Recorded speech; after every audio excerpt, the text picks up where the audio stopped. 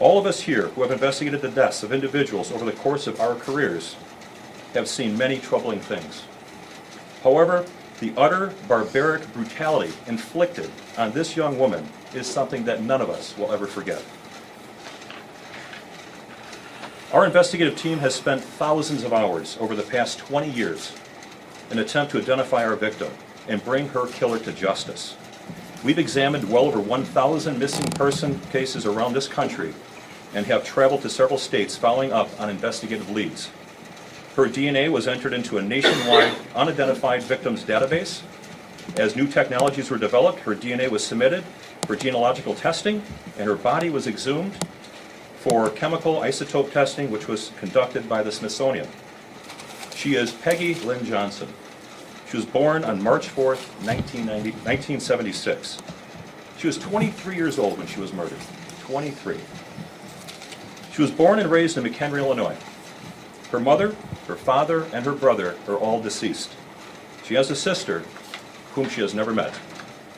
After her mother died, Peggy, who was approximately 18 years old, cognitively impaired, on her own, went searching for help at a medical clinic in McHenry, Illinois. There, she met a registered nurse named Linda LaRoche, who recognized Peggy's disability and took her into her home. Peggy lived with LaRoche in McHenry for the last 5 years of her life. There, she suffered long-term and horrific abuse at the hand of Linda LaRoche. As I said earlier, over the last 20 years, we have dedicated thousands of investigative hours to bring this heartbreaking murder to its resolution. That day has arrived today. On Tuesday, this past week, November 5th, in Cape Coral, Florida, Linda LaRoche was taken into custody by members of the Racine County Sheriff's Office investigative team.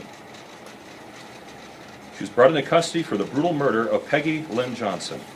She has waived extradition, and she will soon be back in Racine, Wisconsin to be held accountable for what she has done.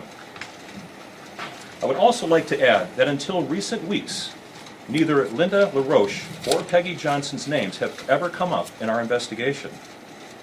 Also, Peggy was never listed as a missing person. I think that is important to understand.